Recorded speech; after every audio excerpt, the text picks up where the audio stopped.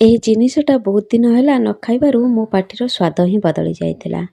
ସେଥିପାଇଁ କୁକରରେ କିଛି ଆଳୁ ଆଉ କିଛି ଚଣା ଆଉ ଅଳ୍ପ ଟିକେ ଲୁଣ ଦେଇ ସିଝିବା ପାଇଁ ଛାଡ଼ିଦେଲି।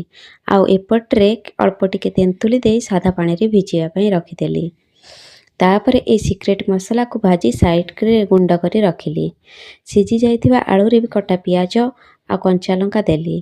ଆଉ ଗମଲାରେ ହେଇଥିବା ଏ ତାଜା ତାଜା ପୁଦିନାକୁ ତୋଳି ଆଣିଲି। ପୁଦିନା ଆଉ ଧନିଆ ଦେଇ ଗୋଟେ ବଢ଼ିଆ ପେଷ୍ଟ ବନେଇଦେଲି।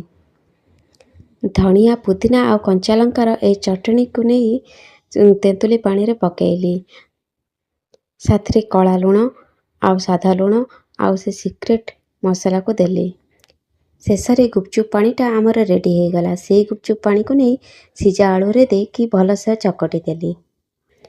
ତାପରେ ବାକି ରହିଲା ଗୁପଚୁପ୍ ଛାଣିବା ପାଇଁ। ଗୁପଚୁପ୍ ଗୁଡ଼ିକ ଛାଣି ସାରିଲା ପରେ ରେଡ଼ି ହେଇଗଲା ମୋର ଘର ତିଆରି ଗୁପଚୁପ୍।